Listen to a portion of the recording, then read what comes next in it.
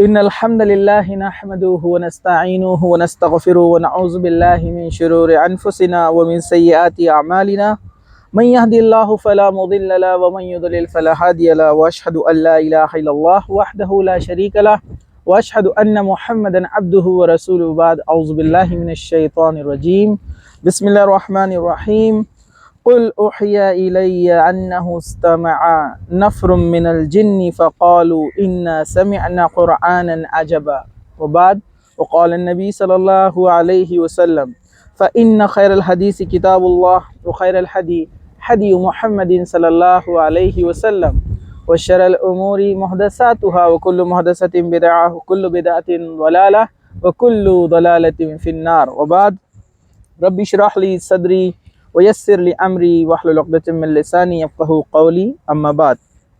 تمام قسم کی تعریف ہے اللہ رب العزت کے لیے ہے جو تمام جہانوں کا پالنے والا ہے، اور درود و سلام ہوں ہمارے پیارے نبی محمد رسول اللہ صلی اللہ علیہ وسلم پر۔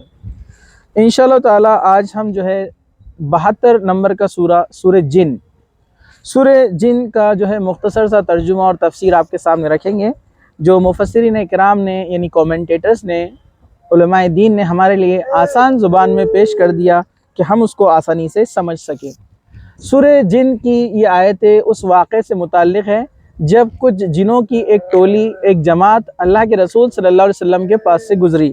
اللہ کے رسول صلی اللہ علیہ وسلم وادی نخلہ ایک مقام ہے جہاں پر اللہ کے رسول نے فجر کی نماز صحابہ کو پڑھائی، اور جب آپ نے وہاں پر فجر کی نماز صحابہ کو پڑھائی تو تب جنوں کی ایک جماعت وہاں سے گزری اور انہوں نے اللہ کے رسول صلی اللہ علیہ وسلم کو قرآن پڑھتے ہوئے سنا۔ اس کا اور ذکر تقریباً سورہ الاحقاف جو کہ 46 نمبر کا سورہ ہے، اس کی آیت نمبر 29 سے لے کر 33 تک اس کا ذکر وہاں پر آپ کو مل سکتا ہے کہ واقعہ کیا ہوا تھا۔ واقعہ دراصل ایسا ہوا کہ اللہ کے رسول صلی اللہ علیہ وسلم وادی نخلہ میں جب صحابہ کو فجر کی نماز پڑھا رہے تھے، تب آپ جو قرآن پڑھ رہے تھے وہ جنہوں نے بھی سنا۔ واقع اصل میں یہ ہوا کہ اس وقت اللہ سبحانہ وتعالیٰ نے زمین اور آسمان میں سب جگہ فرشتوں کے پہرے لگا دیے تھے، اور جن جو کہ آسمان میں جا کر کچھ خبروں کو سنا کرتے تھے اور زمین پہ ان خبروں کو آ کر پھیلایا کرتے تھے، تو اس پر بھی ان کو بندش لگا دی گئی تھی کہ وہاں پر وہ نہ پہنچ سکے۔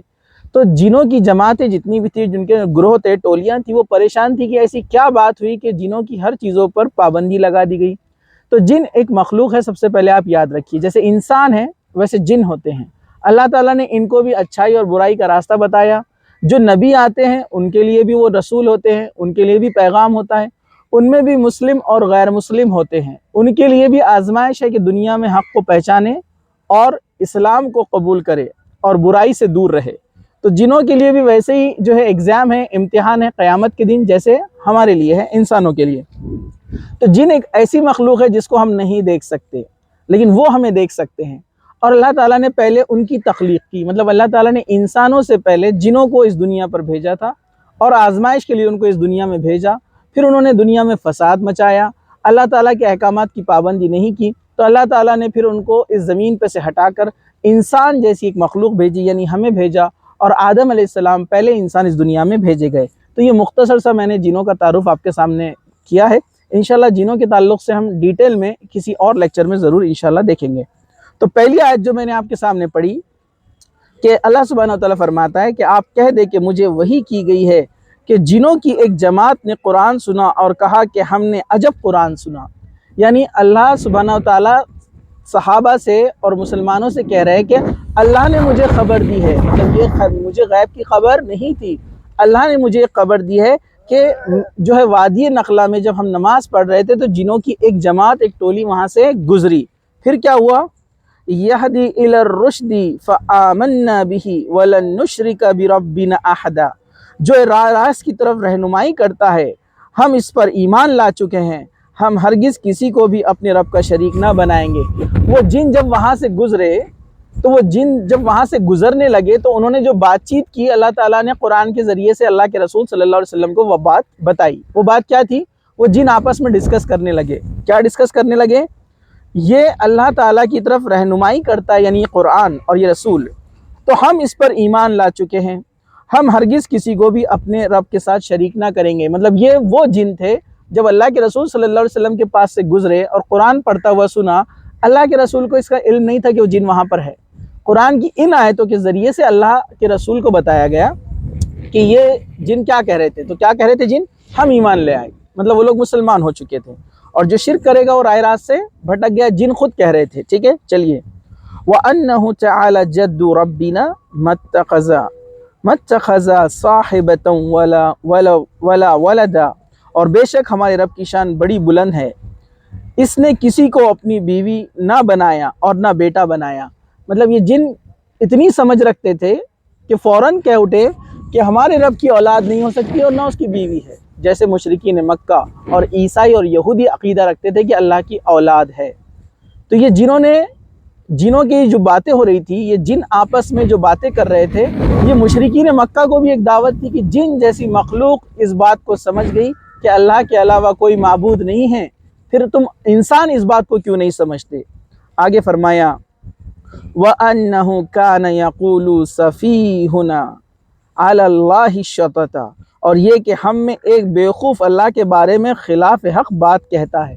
تو یہ کسی شخص کے تعلق سے نہیں ہے، مفسرین نے کہا اس میں ہر وہ شخص شامل ہے جو اللہ کے ساتھ کسی کو شریک کرتا ہے۔ مطلب جنہوں نے بھی اس شخص کو بیوقوف کہا ہے کہ جو اللہ کو چھوڑ کر کسی اور کی عبادت کرتا ہے، اللہ کے ساتھ شرک کرتا ہے۔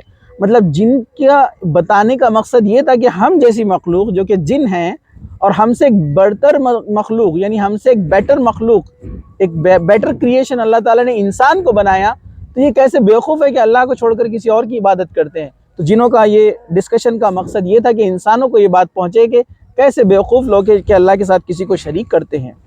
وَأَنَّا ظَنَنَّا أَن لَّن تَقُولَ الْإِنسُ وَالْجِنُّ عَلَى اللَّهِ كَذِبًا، اور ہم تو یہی سمجھتے رہے کہ ناممکن ہے کہ انسان اور جنات اللہ پر جھوٹی باتیں لگائے۔ تو انہوں نے کیا کہا؟ ہم یہ بات کی عقل رکھتے ہیں، سمجھ رکھتے ہیں کہ انسان اور جن جو اللہ کے ساتھ شرک کرتے ہیں، یہ بہت ہی غلط ہے اور جھوٹی بات ہے۔ وَأَنَّهُ كَانَ الرِّجَالُ مِنَ الْإِنسِ يَعُوذُونَ بِرِجَالٍ مِنَ الْجِنِّ فَزَادُوهُمْ رَهَقًا، بات یہ ہے کہ چند انسان بعض جنات سے پناہ طلب کیا کرتے تھے، جس سے جنات اپنی سرکشی میں اور بڑھ گئے۔ یہاں پر ایک اہم بات آ رہی ہے، ان کے ڈسکشن سے ایک بات یہ نکلی کہ کیا بات آئی یہاں پر کہ بعض انسان جناتوں سے مدد طلب کیا کرتے تھے، مطلب جادو کے لیے جنوں سے ڈرنا، جنوں سے کام کروانا، جنوں کو اپنے قبضے میں لینا، یا یہ عقیدہ رکھنا کہ فلاں کلمات پڑھنے سے جن ان کے قابو میں آ گیا، وہ ان کی باتیں سن رہا ہے۔ تو وہ کیا سمجھنے لگے کہ جنوں کو اللہ تعالیٰ نے کچھ زیادہ طاقت اور قوت دی ہے۔ بے شک اللہ تعالیٰ نے کچھ چیزوں میں ان کو قوت اور طاقت دی رکھی ہے، لیکن یہاں پر یہ ڈسکشن آ رہا ہے کہ انسان جب جن اور شیاطین سے ڈرنے لگے کہ ان کے پاس زیادہ طاقتیں اور قوتیں ہیں، تو کیا ہوا؟ جنوں کو ایسا لگا کہ انسان ہم سے ڈرتے ہیں اور انسان ہم کو بڑا سمجھتے ہیں، تو جن اس سرکشی میں اور بڑھ گئے، اس لیے وہ شرک کرنے لگے اور اللہ تعالیٰ کے خلاف جانے لگے۔ ان کو ایسا لگا کہ انسان جب ہم سے مدد طلب کرتا ہے تو ہم کتنی طاقتور ہیں۔ تو یہ بات بتانے کا یہاں پر مقصد یہ ہے۔ چلیے، وَأَنَّهُمْ ظَنُّوا كَمَا ظَنَنْتُمْ أَن لَّن يَبْعَثَ اللَّهُ أَحَدًا، اور انسان نے بھی تم جنوں کی طرف گمان کر لیا کہ اللہ کسی کو نہ بھیجے گا یا کسی کو دوبارہ زندہ نہ کرے گا۔ مطلب یہاں پر انسان بھی اس بہکاوے میں آیا، جن بھی اس بہکاوے میں آ گیا کہ انسان جب مر جائے گا تو دوبارہ زندہ نہیں کیا جائے گا، اور یہی اس نے غلطی کی۔ وَأَنَّا لَمَسْنَا السَّمَاءَ فَوَجَدْنَاهُ مُلِئَتْ حَرَسًا شَدِيدًا وَشُهُبًا، اور ہم نے آسمان کو ٹٹول کر دیکھا تو اسے سخت چوکیداروں اور سخت شعلوں سے پر پایا۔ مطلب یہ جن اور شیاطین جب آپس میں جن ڈسکس کر رہے تھے کہ پورے آسمانوں کو قید کر دیا گیا تھا، مطلب آسمانوں پہ بندشیں لگا دی گئی تھی کہ کوئی جن وہاں سے گزر نہ سکے، اور یہ جنوں کی ٹولیاں تھیں جو مختلف علاقوں میں دنیا میں اور آسمان میں پھیل گئی۔ یہ معلوم کرنے کے لیے آج کیا ماجرا ہوا ہے کہ تمام جگہ بندشیں لگا دی گئی ہیں، جن وہاں نہیں پہنچ سکتے جہاں پر پہنچنا چاہیے تھا۔ تو اللہ کے رسول صلی اللہ علیہ وسلم کی بعثت سے پہلے جنوں کو اتنی آزادی تھی کہ وہ آسمان میں کہیں بھی جا سکتے تھے، آ سکتے تھے، لیکن اللہ کے رسول صلی اللہ علیہ وسلم کی بعثت کے بعد ان پر یہ پابندیاں لگا دی گئی۔ مفسرین نے اس بارے میں یہی لکھا ہے۔ وَأَنَّا كُنَّا نَقْعُدُ مِنْهَا مَقَاعِدَ لِلسَّمْعِ فَمَنْ يَسْتَمِعِ الْآنَ يَجِدْ لَهُ شِهَابًا رَصْدًا۔ اس سے پہلے ہم باتیں سننے کے لیے آسمان میں جگہ جگہ بیٹھ جایا کرتے تھے، اب جو بھی کان لگاتا ہے وہ ایک شعلے کو اپنے طاق میں پاتا ہے۔ مطلب جن آپس میں کیا کہنے لگے، پہلے جو فرشتے احکامات لے کر آتے ہیں، جو باتیں آسمان سے اترتی، تو یہ کان لگا لگا کر بیٹھ جاتے آسمانوں میں اور ان باتوں کو، خبروں کو لا کر دنیا میں پہنچایا کرتے تھے۔ لیکن اب جب بھی یہ کوشش کرتے ہیں اس آسمان کے اس علاقے کو کراس کرنے کی، تو ایک فرشتہ ان کو آگ کے شعلے پھینک کر مارتا ہے۔ اور اس میں بہت سارے مفسرین نے اور جو ہے علماء نے لکھا ہے کہ اکثر جو لوگ دیکھتے ہیں، جو ٹوٹتا ستارہ لوگ دیکھتے ہیں، کیا ستارہ ٹوٹتے ہوئے جا رہا ہے، لوگ اس سے وش کرتے ہیں، یہ سب شرکیہ اعمال ہے۔ کیوں؟ یہ وہ چیزیں جن اور شیاطین کو ماری جا رہی ہے اور لوگ اس سے وش کر رہے ہیں، دعائیں کر رہے ہیں۔ کتنی عجیب بات ہے، شیطان نے ہم کو کیسے عجیب کاموں میں لگا کے رکھا ہے۔ چلیے تو آگے چلتے ہیں ہم یہاں پر۔ وَأَنَّ لَنَدْرِي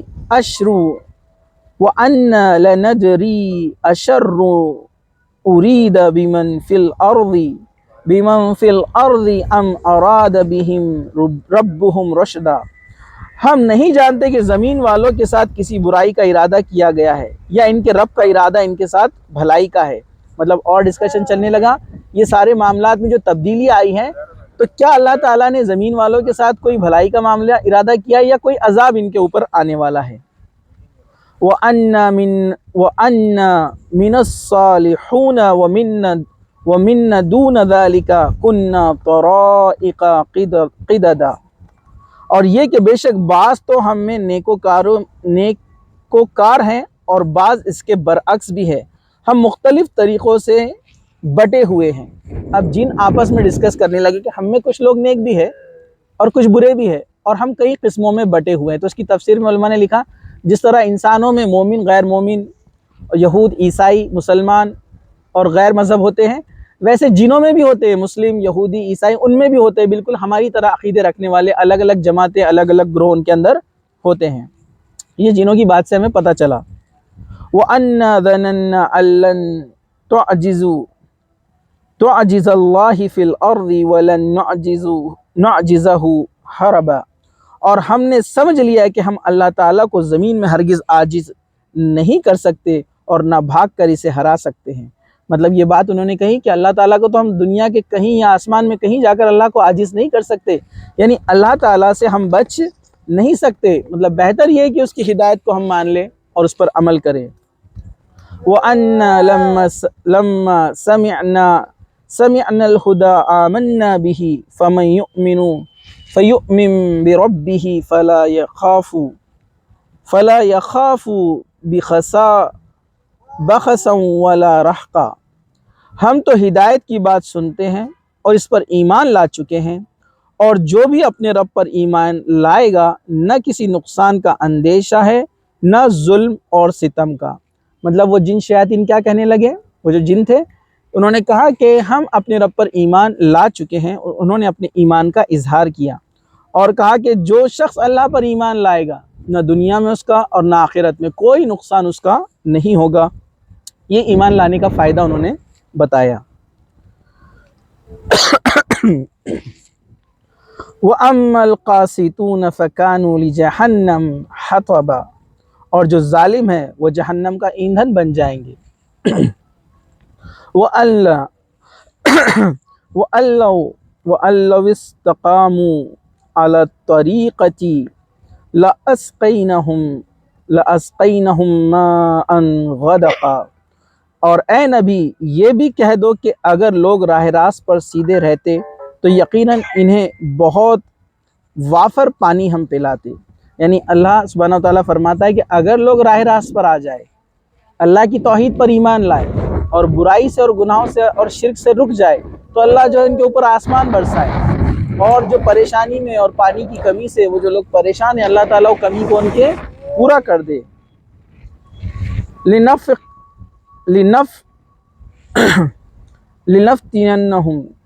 لِنَفْتِنَهُمْ فِيهِ وَمَنْ يَعْرِضْ عَنْ ذِكْرِ رَبِّهِ يَسْلُكْهُ عَذَابًا صَعَدًا۔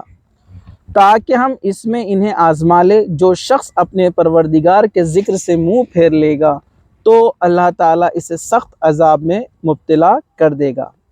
تو یہ قحط سالی جو قریش کے اوپر آئی تھی ایک بار کہ وہاں پر پانی کی کمی تھی، تو یہ اللہ تعالیٰ کی طرف سے ایک آزمائش تھی تاکہ لوگ اللہ تعالیٰ کو پہچانیں، اس کی توحید کو جانیں اور اس پر ایمان لائے۔ اور جو ایسا نہ کرے گا، مطلب اللہ تعالیٰ کی اس آزمائش کے آنے کے بعد بھی وہ منہ موڑ لے، اس کو نہ پہچانے، تو اللہ تعالیٰ ان کو سخت عذاب میں مبتلا کرے۔ وَأَنَّ الْمَسَاجِدَ لِلَّهِ فَلَا تَدْعُ مَعَ اللَّهِ أَحَدًا، اور یہ مسجدیں صرف اللہ ہی کے لیے خاص ہے، پس اللہ تعالیٰ کے ساتھ کسی اور کو نہ پکارو۔ وَأَنَّهُ لَمَّا قَامَ عَبْدُ اللَّهِ يَدْعُوهُ كَادُوا يَكُونُوا عَلَيْهِ لِبَدًا، اور جب اللہ کا بندہ اس کی عبادت کے لیے کھڑا ہو تو قریب ہوتا ہے، قریب تھا کہ وہ بھیڑ کے بھیڑ بن کر اس پر پل پڑے۔ یہاں پر اس آیت سے مراد کیا ہے؟ اللہ کے رسول صلی اللہ علیہ وسلم کے تعلق سے بات کی جا رہی کہ جب وہ بندہ عبادت کے لیے کھڑا ہو۔ تو اس میں دو مفسرین نے جو ہے رائے بتائی ہے۔ ایک رائے یہ ہے کہ یہ آپ پر امڑ پڑے، مطلب یا تو یہ آپ کی بات پر لبیک کہے اور جھنڈ کے جھنڈ اسلام میں داخل ہو جائے، یا یہ آپ کے ساتھ چال بازیاں چلے اور آپ کو نقصان پہنچانے کی کوشش کرے۔ واللہ عالم، اللہ بہتر جانتا ہے۔ اس کا معنی دو طریقے سے بتایا گیا ہے۔ قل انما ادعو ربی ولا اشرک بہ احدا، آپ کہہ دیجئے کہ میں تو صرف اپنے رب ہی کو پکارتا ہوں اور اس کے ساتھ کسی کو شریک نہیں کرتا۔ مطلب اس سے پہلے کی جو 3 آیتیں اوپر تک ہم پہنچے تھے، مطلب 18 تک، جنہوں کا تذکرہ ختم ہو گیا، اب اللہ کے رسول صلی اللہ علیہ وسلم سے اللہ سبحانہ وتعالیٰ مخاطب ہو کر ان مشرکین کے تعلق سے بیان فرما رہا ہے یہاں پر۔ پھر آگے اللہ سبحانہ وتعالیٰ نے فرمایا قل انی لا املک لکم ضرا ولا رشدا، کہہ دیجئے کہ مجھے تمہارے کسی نفع یا نقصان کا اختیار نہیں ہے۔ یعنی اللہ کے رسول صلی اللہ علیہ وسلم سے اللہ سبحانہ وتعالیٰ کہہ رہے کہ تمہاری گمراہی، تمہارا نفع، تمہارا نقصان کا اختیار میرے پاس نہیں ہے، میں تو صرف اللہ کا ایک بندہ ہوں اور میرا کام ہے تم تک پیغام پہنچا دینا۔ مطلب اللہ کے رسول صلی اللہ علیہ وسلم مشرکین مکہ سے کہہ رہے ہیں کہ تمہاری بھلائی یا تم کو ہدایت مل جائے یا کوئی تم نقصان میں پڑ جاؤ، یہ میرے ہاتھ میں نہیں ہے، بلکہ یہ اللہ کے ہاتھ میں ہے، میرا کام تو صرف پہنچا دینا ہے۔ قل انی لن یجیرنی من اللہ احد ولن اجد من دونہ ملتحدا، کہہ دیجئے کہ مجھے ہرگز کوئی اللہ سے بچا نہیں سکتا اور میں ہرگز اس کے سوا کوئی جائے پناہ بھی نہیں پا سکتا۔ مطلب اللہ کے رسول صلی اللہ علیہ وسلم خود کہہ رہے ہیں کہ اگر میں نافرمانی کروں یا تمہاری بات مانوں تو اللہ تعالیٰ سے مجھے بھی کوئی نہیں بچا سکتا، نہ میں کہیں بچ کر جا سکتا ہوں۔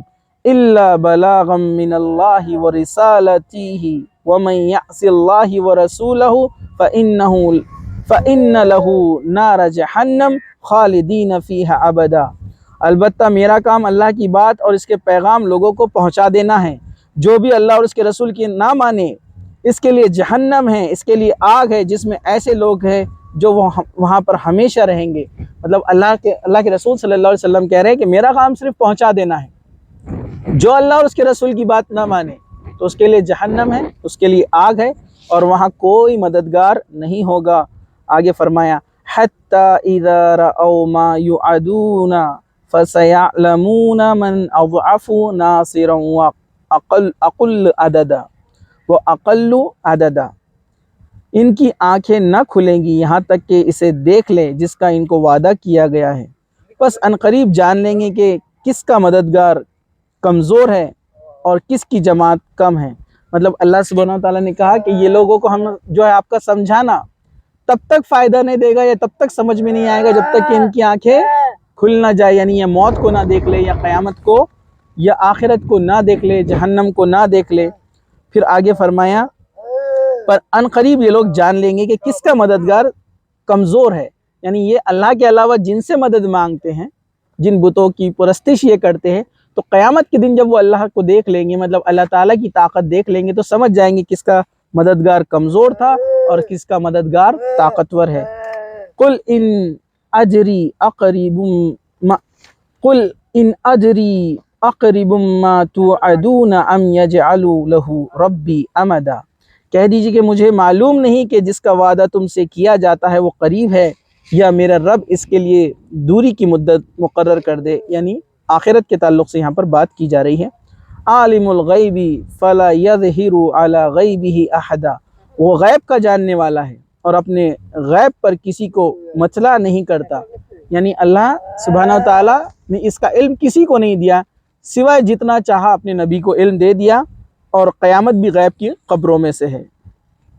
الا من ارتضى من رسول فإنه يسلك من بين يديه ومن خلفه رصدا، سوائے اپنے پیغمبر کے جسے وہ پسند کر لے، لیکن اس کے بھی آگے پیچھے پہرے دار مقرر ہیں، یعنی اللہ کے رسول صلی اللہ علیہ وسلم کو اللہ نے چاہا جتنا اتنا علم دے دیا، اور اس کے آگے پیچھے پہرے دار مقرر ہے، مطلب اللہ کے رسول صلی اللہ علیہ وسلم کی حفاظت کے لیے اللہ تعالیٰ نے فرشتے مقرر کر رکھے ہیں، مطلب کوئی ان کا جو ہے بگاڑ نہیں سکتا جب تک اللہ تعالیٰ نہ چاہے۔ لِيَعْلَمُ أَن قَدْ أَبْلَغُوا رِسَالَةِ رَبِّهِ وَأَحَاطَ بِمَا لَدَيْهِمْ وَأَحْصَىٰ كُلَّ شَيْءٍ عَدَدًا، تاکہ ان کے رب کے پیغام پہنچا دے، تاکہ ان کے اپنے رب کے پیغام پہنچا دینے کا علم ہو جائے۔ اللہ تعالیٰ نے ان کے آس پاس کسی چیز کا احاطہ کر رکھا ہے اور ہر چیز گنتی کے شمار کر رکھا ہے، یعنی اللہ سبحانہ و تعالیٰ یہاں پر یہ بات بیان فرما رہے ہیں کہ فرشتوں کو اللہ سبحانہ و تعالیٰ نے پیغام پہنچانے کے لیے نبیوں کے پاس مبعوث فرمایا ہے، وہ نبیوں تک آتے ہیں، اپنا پیغام پہنچاتے ہیں اور وہ ان کی حفاظت بھی کرتے ہیں، اور یہ تمام چیزیں جو ہے اللہ کے رسول صلی اللہ علیہ وسلم کے لیے خاص یہاں پر بیان کی گئی۔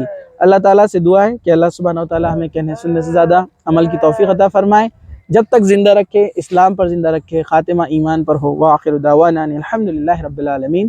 سبحان ربک رب العزت عما یصفون وسلام علی المرسلین والحمدللہ رب العالمین۔